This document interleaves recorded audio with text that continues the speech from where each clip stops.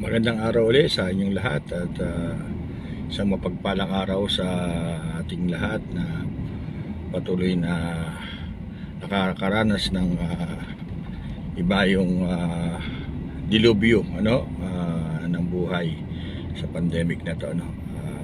Masasabi ko lang po I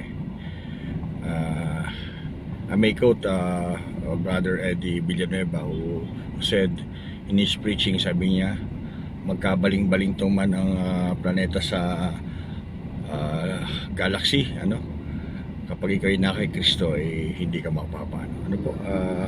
Makikita po natin na totoo po yun, kung ang Panginoon ay ating kasama at naintindihan natin ang patungkol sa pag-ibig ng Panginoon at our identity with our Lord Jesus Christ.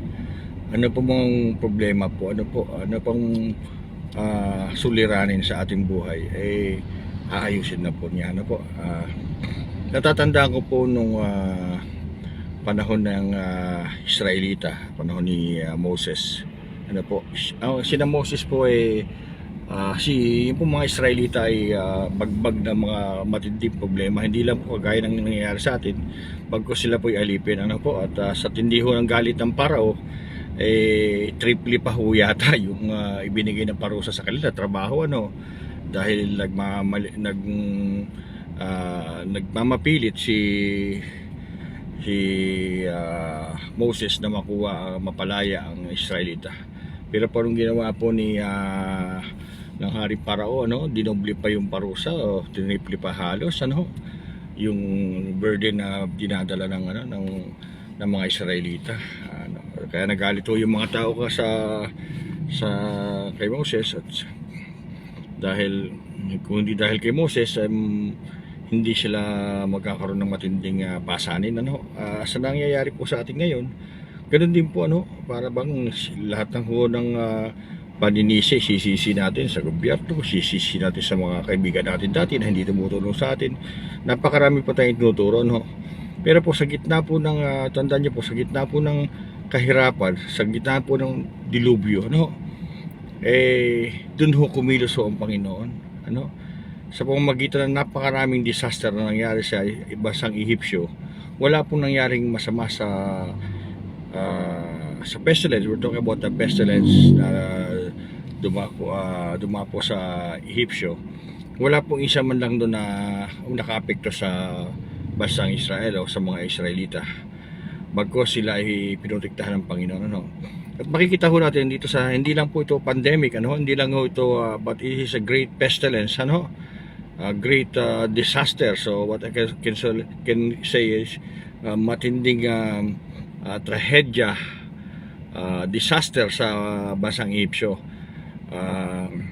Pero po sa gitna po ng trouble lang nangyayari po sa mga Israelita, sa gitna po ng kawalan nila at kahirapan nila sa buhay, doon po kumilos ang Panginoon. Paano po? Ito, sobrang galit na ho ng mga Ehipsyo, pinagbabato na ho yung mga ginto. Umalis na kayo dito sa Israel, kayo mga sumpa, ito na mga perlas, ito na ang kayamanan, ito ang pera, ito gamitin niyo na to, umalis lang kayo dito. At naging salot po sa tingin ng mga Ehipsyo ang mga Israelita. Sa panahon natin ngayon, tingin natin tayo po ay naapi at nawawalan po, nagkakawalan ho tayo ng mga pangangailangan. Pero tandaan po natin, ang Diyos hindi natutulog. Sabi nga ng Hebrew 13 verse 8, Jesus Christ the same yesterday, today, and forever. If God can bless us, God can bless the Israelites people, kaya rin po niya i-bless tayo, this pandemic will turn into a blessing, it will turn to blessing pag tayo po ay patuloy na nananahan sa Panginoon.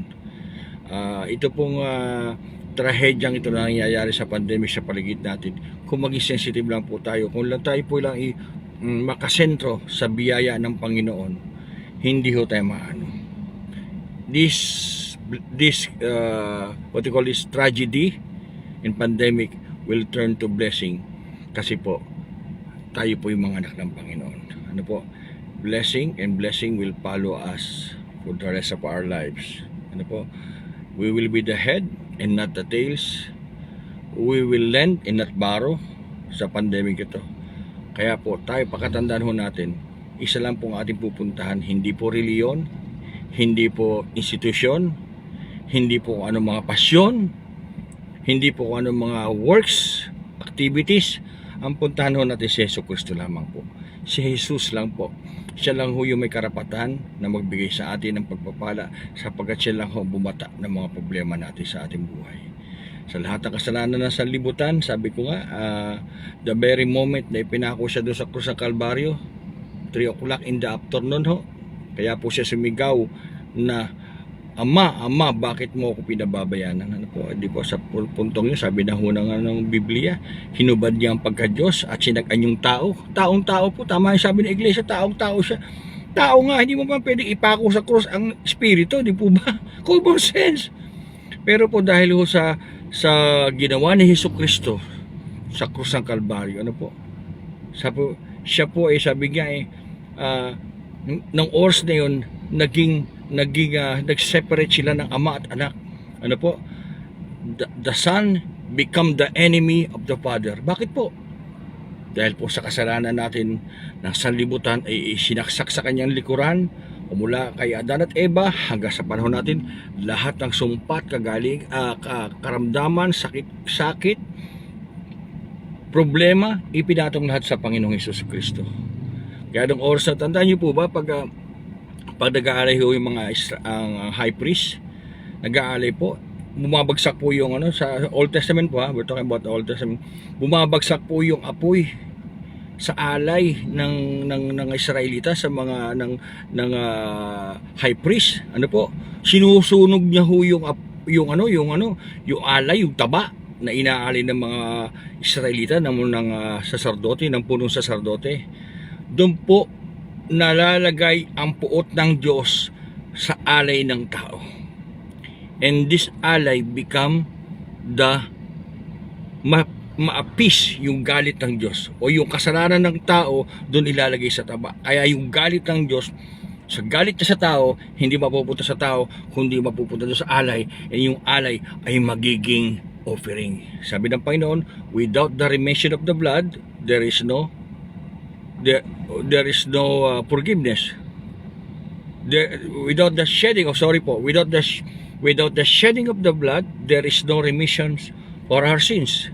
So po, nung oras na yon, si Kristo ay isang naging alay para sa atin. At yung puot ng Diyos, yung kapuot-puotan ng Diyos, bumuho sa Kanya, sapagkat siya ang inaalay.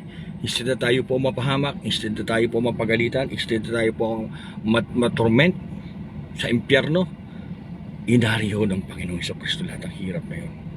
And Jesus Christ become the enemy of the Father in the 3 o'clock in the afternoon. And through that sacrifice, ano po, naging kaibigan natin ng Ama. Amen? Sa pamamagitan ng kikipag-away ng anak, sa pamamagitan ng ating kasalanan na nakabunton sa Kanya, ay naging kaaway siya ng Ama. Kaya po siya sumigaw na, Ama, Ama, bakit mo ako pinababayanan? Sa pamamagitan po yun, upang tayo naman ay maging kaibigan ng Ama. Hallelujah. Yun po, at wala pong imposible. Kapit lang po tayo sa Panginoon, hindi tayo pababayanan ng Diyos. Yun lang po, and God bless.